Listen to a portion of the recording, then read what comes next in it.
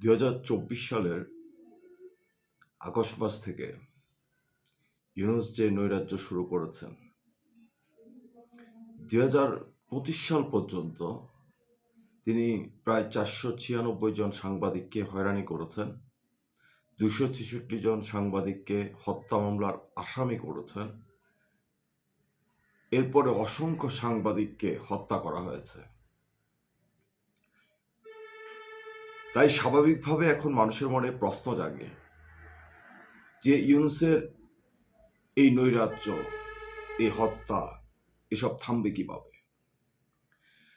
আপনারা অনেকেই জানেন, জুলাই ষড়যন্ত্রের পর ২৪ জন গণমাধ্যম কর্মীকে অপসারণ করা হয়েছে, ৮টি সংবাদপত্রের সম্পাদক ও ১১টি বেসরকারি চ্যানেলের প্রধান বার্তা সম্পাদককে জোরপূর্বক বরখাস্ত করা হয়েছে। দেশে কি কোনো আইন আছে বলে আপনাদের মনে হচ্ছে? মৃত্যুভয়কে তুচ্ছ করে যে বিভু রঞ্জন সরকার, তিনি সত্য ও সাহসের কলম লিখেছেন, তাকে হত্যা করে পদ্মা নদীতে ফেলে দেওয়া হয়েছে।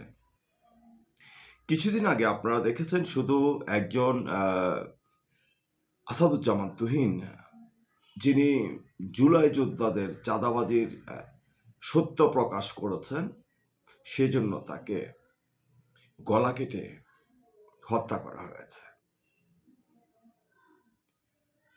এখন সাংবাদিকদের কলম লেখা মানেই যেন মৃত্যু।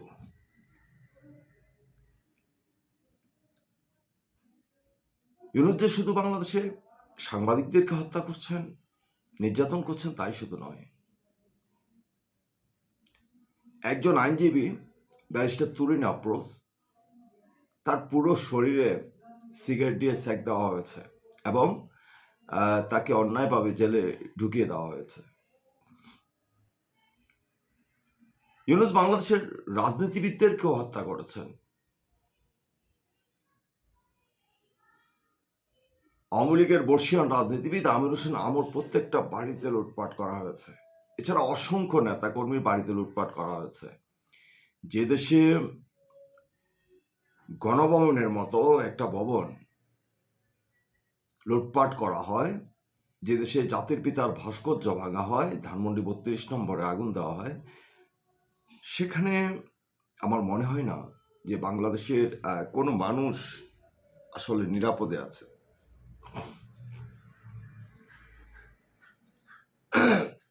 বাংলাদেশে যে নৈরাজ্য চলছে সেটা হচ্ছে ইউনূসের হিটলারি শাসন। ইউনূসদের মতো এসব বর্বর শাসকদের হিটলারি শাসন সম্পর্কে বহু বছর আগে বিখ্যাত কবি মার্টিন নেমলার তিনি বলেছিলেন, first they came for the socialist. নীরবতার বিপদের কথা বলেছেন। প্রথমে তারা এসেছিল সমাজতন্ত্রীদের জন্য, আর আমি কথা বলিনি, কারণ আমি সমাজতন্ত্রী ছিলাম না। তারপর তারা এসেছিল ট্রেড ইউনিয়নবাদীদের জন্য, আর আমি কথা বলিনি, কারণ আমি ট্রেড ইউনিয়নবাদী ছিলাম না। তারপর তারা এসেছিল ইহুদিদের জন্য, আমি তখনও কথা বলিনি, কারণ আমি ইহুদি ছিলাম না। তারপর তারা এসেছিল ক্যাথলিকদের জন্য, আর আমি কথা বলিনি, কারণ আমি তো ক্যাথলিক ছিলাম না। এরপর তারা এসেছিল আমাকে ধরে নিয়ে যেতে, আর আমার পক্ষে কথা বলার মতো তখন আর অবশিষ্ট কেউ ছিল না। সমগ্র বাংলাদেশের অবস্থা যেন এরকম হয়ে গেছে। আপনারা যারা গণভবন ভাঙার সময় প্রতিবাদ করেন, নিশ্চুপ থেকেছেন, আজকে আপনার নিজের পরিবার পর্যন্ত হত্যাকাণ্ডের শিকার হচ্ছে। একদম হিটলারের কায়দায় মব সৃষ্টি করে মানুষ হত্যা করা হচ্ছে, গুম করা হচ্ছে, পদ্মায় মানুষের গলা কাটা লাশ মিলছে। এজন্য একটা হত্যার মহোৎসবে পরিণত হয়েছে বাংলাদেশ। আজ বাংলাদেশে আপনার 4 বছরের কন্যা সন্তান, সেও কিন্তু নিরাপদ নয়। আপনি কি জানেন বাংলাদেশের মসজিদের ভিতর পর্যন্ত 4 বছরের শিশু ধর্ষিত হয়েছে, ইমামকে মসজিদের ভিতর কুপিয়ে হত্যা করা হয়েছে? এরপরও কি আমরা নীরব থাকব?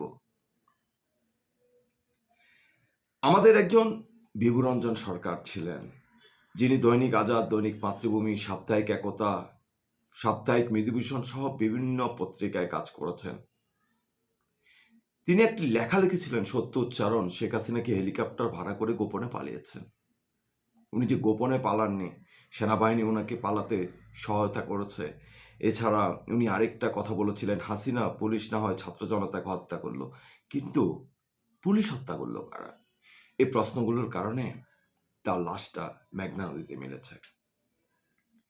আজকে বাংলাদেশে যে রাষ্ট্রপ্রধান আছেন ইউনূস, তিনি আমাদের কাছে এ যুগের ফেরাউন।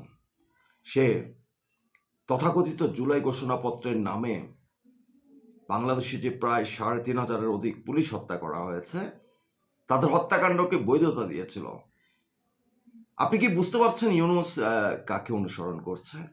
ইউনূস সেই খন্দকার মোশতাক এবং জিয়াউর রহমানকে অনুসরণ করছে। বঙ্গবন্ধুকে সপরিবারে হত্যা করার পর এই খন্দকার মোশতাক, জিয়াউর রহমান তারা ইন্ডেমনিটি দিয়েছিল যে হত্যাকাণ্ডের বিচার করা যাবে না। জিয়াউর রহমান, খন্দকার মোশতাক কি বঙ্গবন্ধুর খুনিদেরকে বাঁচাতে পেরেছিল? আজকের তথাকথিত ভণ্ড ষড়যন্ত্রকারী জুলাই আগস্টের যারা বাংলাদেশের মানুষদেরকে হত্যা করছেন, লুটপাট করছেন, দর্শন করছেন, অগ্নিসংযোগ করছেন গ্রামের পর গ্রামে, আপনারা কি ভাবছেন আপনাদের বিচার হবে না? ইউনূস আপনাদেরকে রক্ষা করবে? না, ইউনূস আপনাদেরকে রক্ষা করতে পারবে না। আজকের বাংলাদেশে আপনারা আবার দেখছেন ৫ই আগস্টের পর থেকে বাংলাদেশের বিভিন্ন মাজারে হামলা করা হচ্ছে। মাজারের প্রতি এদের এত ঘৃণা কেন? মাজারের প্রতি এদের এত ঘৃণা হচ্ছে, যারা মাজার ভক্ত আছেন তারা কিন্তু কাউকে হত্যা করতে যান না। তারা কিন্তু জামাত শিবিরের মতো, হেফাজতের মতো বোমা সন্ত্রাস, মানুষের হাত পায়ের রগ অথবা মানুষের গলা কাটার কথা বলেন না। এজন্য মাজারগুলো ভাঙা হচ্ছে। আপনার কি মনে হয় ইসলামিক দেশ তুরস্কে মাজার নেই? আজকে জামাত শিবিরকে বলেন না যে তুরস্কের মাজারগুলো ভাঙতে, তুরস্কে কি মুসলমান নেই? মিশরে কি মাজার নেই? ইরানের মতো দেশে সেখানে কি মাজার নেই? তাহলে বাংলাদেশের মসজিদের মাইকে ঘোষণা দিয়ে কেন কুমিল্লায় মাজার ভাঙা হচ্ছে? কেন মাজার থেকে লাশ তুলে সে লাশ পুড়িয়ে দেওয়া হচ্ছে? এটাই কি বাংলাদেশ? আপনার কি এই বাংলাদেশটা চেয়েছিলেন? গতকালকে দেখলাম যে পিনিক ভট্ট, সে নিজেও বলছে যে এনসিপির রাজনীতি প্রায় শেষ, এনসিপির রাজনীতির কবর হয়ে গেছে ঢাকা বিশ্ববিদ্যালয়ে। আপনারা কি বুঝতে পেরেছিলেন যে আপনাদের ভিতরে ঢুকে, আপনাদের লুঙ্গির তলে ঢুকে শিবির পুরো আন্দোলনের নেতৃত্ব নিয়ে নিয়েছে? আজকে স্বাধীনতা বিরোধী সেই ৭১-এর খুনি দর্শক তারা আজকে বাংলাদেশের রাষ্ট্র ক্ষমতা দখল করে আছে। এর থেকে যদি বাংলাদেশটাকে বাঁচাতে হয় না, আমাদের কাউকে আর নীরব থাকা যাবে না। আমাদের প্রত্যেকটা মানুষকে ঘরে ঘরে প্রতিরোধ যুদ্ধ গড়ে তুলতে হবে। আমাদের মা বোনদেরকে রাস্তায় বের করতে হবে আমাদেরকে, কারণ না হলে আর কিছুদিন পরে এই জামাত শিবির, হায়না, এই ইউনূসের নাৎসি বাহিনী এবং গেস্টাপো বাহিনীর আদলে তার যে জামাত শিবির, তাদের জন্য বাংলাদেশের মা বোনেরা রাস্তায় বের হতে পারবে না। আপনারা এখনো সময় আছে, সংগঠিত হন, সংঘবদ্ধ হন। এই হিটলার যে রাজত্ব প্রতিষ্ঠা করতে চাচ্ছে বাংলাদেশে, সেটাকে উৎখাত করতে হবে। খুব সহজ, মুক্তিযুদ্ধকে প্রচার করুন। মুক্তিযুদ্ধ আমাদের পরিচয়। যারা বুকের রক্ত দিয়ে আমাদেরকে ৫৬,০০০ বর্গমাইলের বাংলাদেশ দিয়েছেন, স্বাধীনতা বিরোধীরা আজকে যে সে বাংলাদেশের উপর ছোবল দিচ্ছে, আজকে সেখান থেকে এ দেশটাকে বাঁচানোর দায়িত্ব আমাদের সবার। গতকালকে একজন ইনবক্স করে বলেছেন, একজন হিন্দু, ওনার ৪ বছরের একটা মেয়ে নার্সারিতে যায়। সে হিন্দু মেয়েটিকে পর্যন্ত নামাজ পড়ার কথা বলা হচ্ছে, কোরআনের কথা বলা হচ্ছে, তাকে পর্যন্ত জবরদস্তি করা হচ্ছে। কেন রে ভাই? আজকে যদি অন্য কোনো দেশে যারা মুসলমান আছেন তাদেরকে যদি কেউ বলে যে ভাই বাইবেল পড়তে হবে জোর কইরা, গীতা পড়তে হবে জোর কইরা, তাদেরকে যদি বলে যে জোর করে গির্জা যাইতে হবে, মন্দিরে যাইতে হবে, এটা কি তারা মেনে নেবেন? তাহলে আজকের বাংলাদেশে যেটা হচ্ছে সেটা আপনারা কেন মানবেন? হাজার হাজার হিন্দুদেরকে দেশছাড়া করা হয়েছে। হিন্দুদের লাশ নদীতে ভেসেছে, রাস্তার ধারে পড়েছিল, ডোবার মধ্যে ডুবেছিল, লুটপাট করা হয়েছে। এই ইউনূস যত মানুষকে নির্যাতন করেছে, যত মানুষের ঘরবাড়ি লুটপাট করেছে, সবাই ঐক্যবদ্ধ হন, এই মব সন্ত্রাস রুখে দাঁড়ান, সবাই যার যার জায়গা থেকে প্রতিবাদ মিছিলে নামুন। মিছিলে আমাদের মুক্তি। আমরা বাঙালিরা কারো গোলামি করার জন্য আমাদের জন্ম হয়নি। 300 বছর মোগলরা গোলামি করে রেখেছিল, কিন্তু তারা পালিয়েছে। ব্রিটিশরা 200 বছর গোলামি করে রেখেছিল, ওরা পালিয়েছে। পাকিস্তানিরা 23 বছর গোলামি করে রেখেছিল, ওরা পালিয়েছে। জামাত শিবিরও পালিয়ে যাবে, কারণ এই জামাত শিবিরের জন্ম বাংলাদেশে নয়, ওদের জন্ম পাকিস্তানে, ওদেরকে পাকিস্তানে চলে যেতে হবে। এসব আহাজারি গজাহারি, তারপরে মামুনুল 3 ইঞ্চি, তারপরে 3 ফুটি যে সমস্ত বক্তা বাংলাদেশের মানুষের মগজ ধোলাই করছেন, ওই সমস্ত ভণ্ডদের রাজত্ব বাংলাদেশে থাকবে না।